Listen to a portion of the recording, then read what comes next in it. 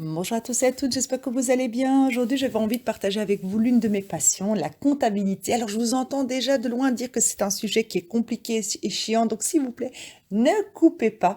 C'est pas du tout compliqué, c'est pas du tout chiant, c'est vraiment un métier, en tout cas passionnant.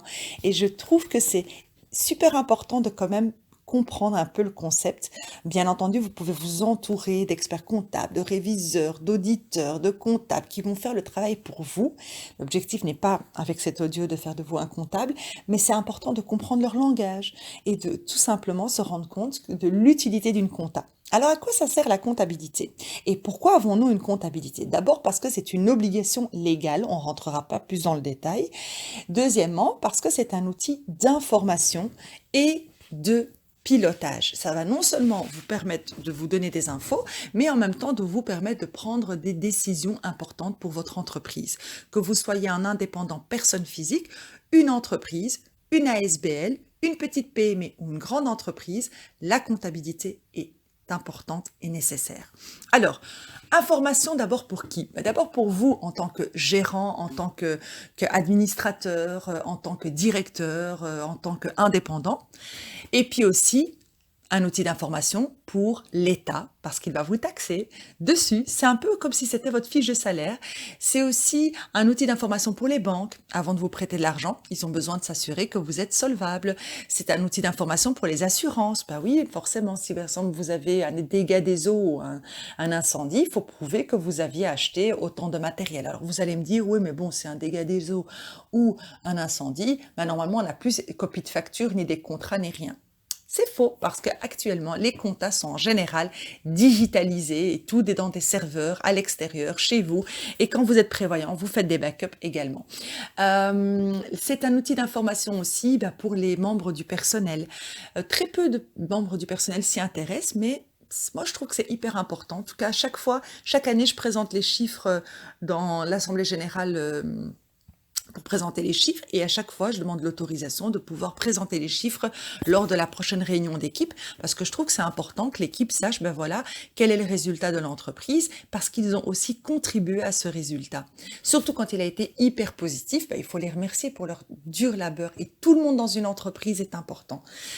C'est au niveau de l'outil de pilotage, tout simplement parce que quand vous observez votre comptabilité, avec les informations que vous allez lire, vous allez pouvoir prendre des décisions, comme investir, comme par exemple des choses un peu plus compliquées, restreindre l'activité, malheureusement licencier du personnel ou positivement, on a l'argent pour engager du personnel. La comptabilité va vous permettre également de prendre des décisions sur le long terme. Et il faut savoir que sur base d'une comptable, on va aussi faire un budget. Un budget, c'est un peu comme Madame Irma, entre guillemets.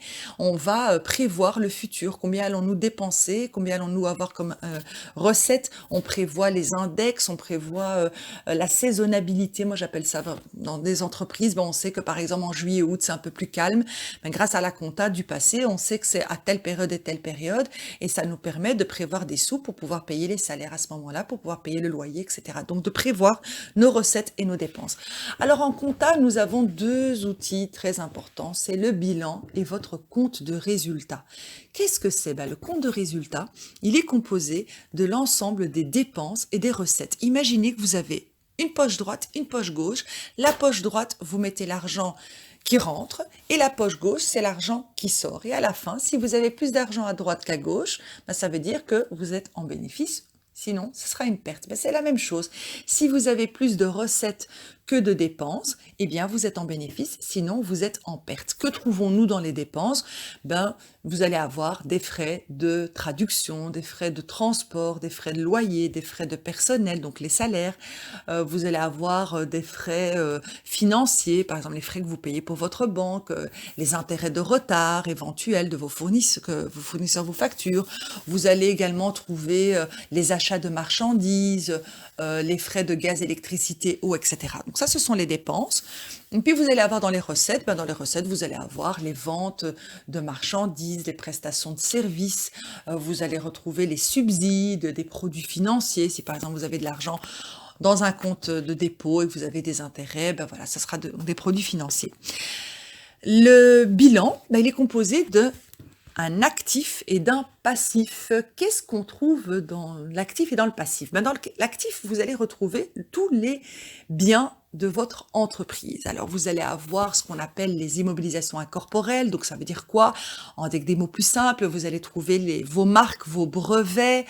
Vous allez avoir également ce qu'on appelle les immobilisations corporelles. Là, vous allez avoir le mobilier, les machines, le matériel roulant, donc les voitures, les camionnettes, les étagères, le matériel informatique, les ordinateurs, je sais pas moi, imprimantes, beamers. Vous allez également trouver ce qu'on appelle le stock. Donc le stock de marchandises, de produits finis. Donc soit c'est des produits finis qui sont préparés. Par exemple, imaginons, je prends l'exemple d'une entreprise qui fabrique des meubles. Le stock en produits finis, ce serait des armoires, des chaises. Le stock de matières premières, ce serait du bois, je sais pas moi, des clous. Voilà, donc tout ce qui permet de la colle, tout ce qui permet de construire. Voilà, tout ce qui permet de construire évidemment ces mobiliers. Vous allez également avoir ce qu'on appelle les créances. Les créances, ce sont les clients. Vous avez vendu des services ou des biens et les clients ne vous a pas encore payé. Ça se trouve dans les clients.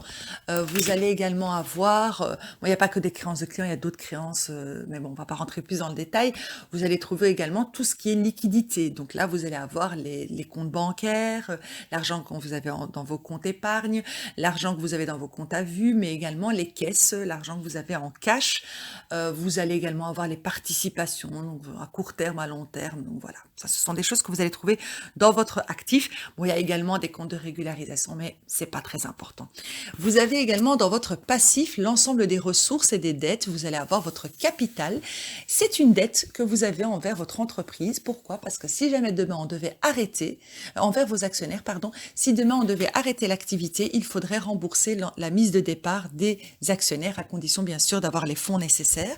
Vous avez également les dettes à long terme, à court terme, des dettes financières envers les banques, les établissements de crédit et les dettes commerciales. C'est quand par exemple un fournisseur vous accorde un délai de paiement, eh bien vous allez le retrouver dans le fournisseur. Vous avez également des dettes fiscales telles que par exemple la TVA, telles que par exemple les impôts. Vous allez également trouver dans les dettes les salaires à payer. Si vous les avez pas encore payés, ça va apparaître. Il faut savoir que le compte de résultat, il est lié au bilan. Ça veut dire qu'à la fin de l'année, le compte de résultat, il doit lors du début de l'année prochaine, votre compte de résultat va repartir à zéro. Et donc, l'ensemble que vous avez dans vos charges et vos produits va aller rentrer et alimenter votre bilan parce que ça va apparaître dans la ligne résultat reporté, un bénéfice ou une perte. C'est comme ça que le compte de résultat il repart à zéro et le bilan, lui, par contre, c'est une photo à un moment donné de vos ressources et de vos biens de votre entreprise. L'actif doit toujours être égal au passif, c'est une règle comptable. Qu'est-ce que je peux aussi vous dire? C'est que la comptabilité, ça, ce que je viens de vous expliquer, c'est ce qu'on appelle la compta générale. En gros, vous avez besoin de savoir combien vous avez dépensé, combien vous avez reçu. Et c'est important de savoir que, par exemple, on a dépensé 1 000 € en frais de téléphone ou 500 € en frais de déplacement.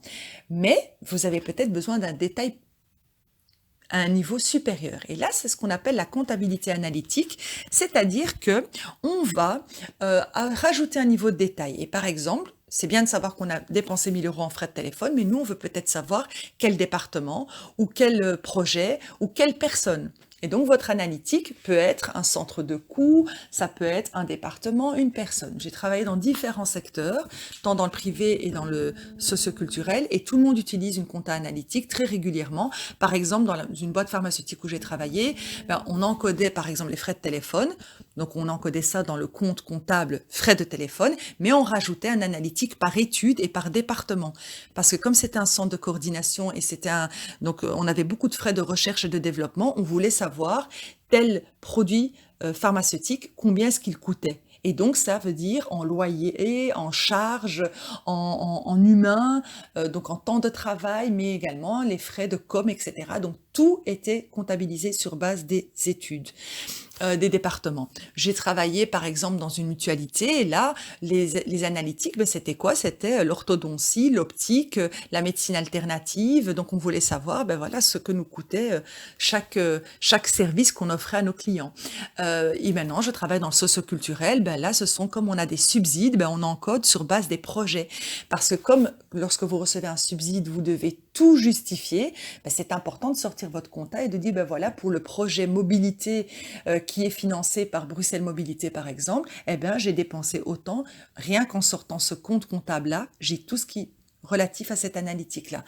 Si par exemple vous travaillez dans le domaine artistique, ben, vous avez peut-être des subsides pour plusieurs projets, des projets musicaux, des projets cinématographiques, ben, vous allez peut-être avoir un analytique cinéma, un analytique musique, j'en sais rien. Donc voilà, c'est un petit peu pour que vous compreniez un petit peu les nuances qu'on a en compta.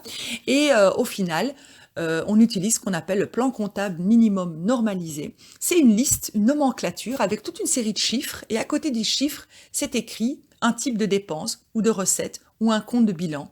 Donc pour alimenter le bilan et le compte de résultat, on utilise le plan comptable minimum normalisé. Et là, c'est le même partout. Il y a juste la langue qui change. En Bruxelles, en Wallonie, en Flandre, vous allez avoir en français, néerlandais ou en allemand. Mais chaque entreprise peut décider de affiner son niveau de détail. Donc, par exemple, bah, peut-être que pour moi, c'est bien de, c'est pas important pour moi.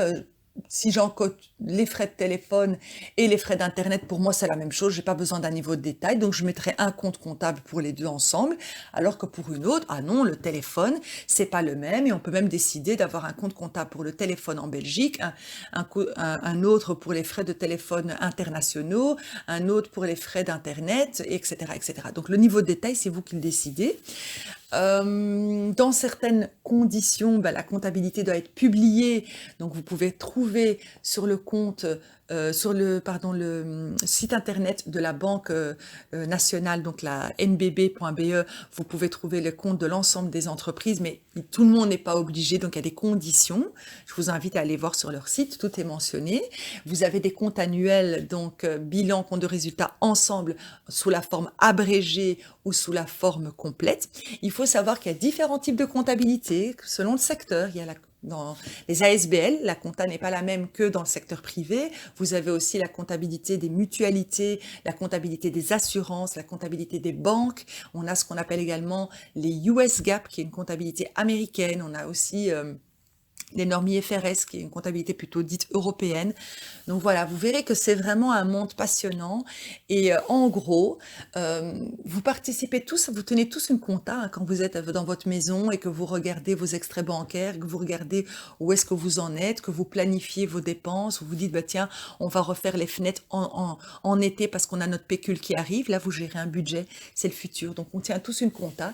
Il faut aussi savoir qu'il y a la comptabilité simplifiée. Là, ce sont des petites ASBL. Par exemple, c'est juste un bête Excel et on note simplement nos dépenses. On n'a pas de partie double avec un débit et un crédit. Donc voilà. J'espère que ça aura été un petit moment instructif et intéressant pour vous, que je vous ai pas trop ennuyé. Et je terminerai juste par dire que, pour avoir un exemple, vous êtes un boulanger ou un pâtissier, eh bien, vous allez acheter du matériel, vous allez acheter votre matière première, vous allez peut-être demander à quelqu'un de venir prester un service, de laver vos fenêtres de votre petit magasin, vous allez éventuellement peut-être faire appel à quelqu'un pour venir faire le ménage, vous allez vendre des gâteaux, du pain, etc.